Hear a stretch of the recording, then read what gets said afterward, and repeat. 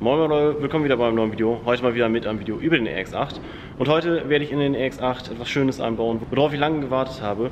Und zwar gibt es jetzt endlich für den EX8 von der Firma CAE einen Shortshifter für das 6-Gang-Getriebe. Es gab den jahrelang nur fürs 5-Gang-Getriebe und es gibt, glaube ich, an sich sonst keinen Shortshifter für den EX8 also mit dem 6-Gang-Getriebe, was dann auch so einen hohen Shifter hat. Und das hier vorne ist er. Das ist der CAE Shortshifter für den 6-Gang EX8. Hier einmal die ganze Schaltmechanik bzw. halt der Shortshifter und hier dann einmal schön in Rot den Schaltknauf. Ja, das ganze Teil ist nicht gerade günstig, aber ist von der Verarbeitung echt extrem krass gut. Kann ich mal so ein bisschen zeigen. Das ist der Shortshifter. Hier oben hat man dann einmal, das zieht man hoch und dann kann man einen Rückwärtsgang rein. Das Ganze kommt auch mit Teilgutachten, wie man das, glaube ich, von CAE kennt. Alle Shortshifter werden da mit einem Teilgutachten geschickt. Und ja, den werde ich jetzt einbauen.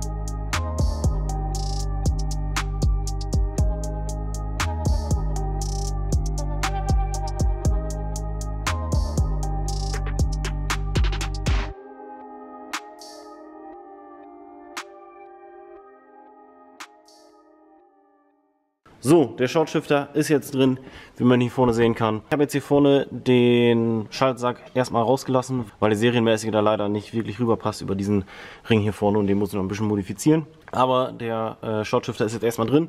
Ich setze mal kurz rein. So sieht er jetzt aus. Hier, wenn man einmal hier reinguckt, sieht man auch, wie er befestigt ist.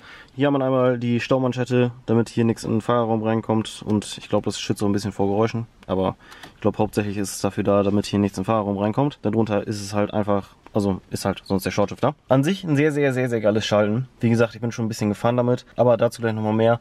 Ja, so ein paar Aufnahmen werde ich auch nochmal reinschmeißen, damit ihr hört oder damit ihr seht, wie es aussieht und wie gut man schaltet. Und was jetzt auch nicht zu vernachlässigen ist, ist, dass das Ding echt laut ist.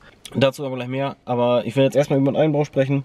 Der Einbau war an sich relativ easy. Wenn das alles passt, dann, keine Ahnung, dauert das 20, 30 Minuten, dann hat man das Ding drin. Was man dafür machen muss, ist einmal Mittelkonsole raus, dann den alten Shifter raus und im Prinzip den neuen auch wieder draufsetzen. Es gibt auch eine Anleitung bei CAE auf der Seite, wo ihr den Shifter kauft. Da gibt es auch eine Anleitung, da könnt ihr das halt einfach bauen. Es gab jetzt für den 6-Gang noch keine Anleitung, da gibt es nur eine vom 5-Gang, aber das ist im Prinzip genau dasselbe, was man machen muss. Warum das bei mir aber jetzt länger gedauert hat, ist einmal der Grund, weil das Getriebe etwas zu weit unten war, beziehungsweise zu weit unten lag halt. Und somit, das hier vorne, ich zeige es mal ganz kurz, das Ding hier, also da, wo es hier drauf liegt, also der hier nicht hoch genug war. Da, also zwischen dem Ding und der Staumanschette soll ungefähr 0,5 cm sein. Das war es aber absolut nicht. Und jetzt habe ich da, ja, ungefähr 0,5 cm, vielleicht ein bisschen weniger. Ja, das Ganze habe ich jetzt nicht gefilmt, weil einfach meine Kamera leer war. Aber es ist eigentlich relativ easy. Man bockt das Auto auf, dann hat man unten am Getriebe, hinten hat man für das Differential und das Getriebe, zwischen dem Differential und dem Getriebe, ja, da ist so eine kleine Stütze zwischen und da kann man einfach die unteren beiden Schrauben losnehmen oder ein bisschen losschrauben. Die ein bisschen gelöst, dann das Getriebe so weit wie möglich mit dem Wagenheber hochgedrückt, das dann ganz wieder festziehen und dann habt ihr das alles wieder fertig. Aber das steht auch noch in der Beschreibung bzw. in der Anleitung CAE, da steht das auch mal drin. Ansonsten, der Einbau war relativ leicht, nicht wirklich viele Probleme bei gehabt. Das Schalten an sich ist wirklich, wirklich, wirklich geil. Das ist schon echt ein Riesenunterschied. Ich werde jetzt einfach mal hier einen Clip reinschmeißen, wo ich mit dem Seriengetriebe bzw. Shifter gefahren bin. Und dann werde ich jetzt auch nochmal danach einen Clip reinschmeißen, wie das mit dem CAE-Shifter jetzt ist. Ich kann so sagen, es ist schon mal sehr, sehr, sehr, sehr viel besser und sehr, sehr geil. Ja, das schmeißen wir jetzt rein und dann sehen wir uns gleich wieder.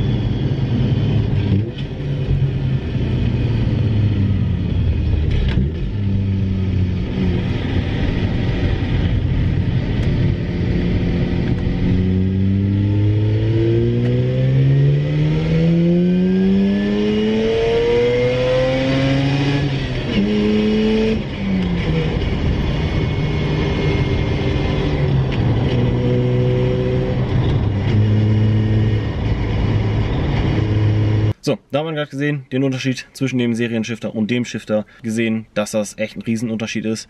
Gerade von der Haptik, sprich, wenn man in den nächsten Gang geht. Ich hatte immer beim Serienshifter, immer das Problem, dass ich vom ersten, zweiten extrem lange gebraucht habe, beziehungsweise, dass der auch nicht wirklich schön geschmeidig reinging.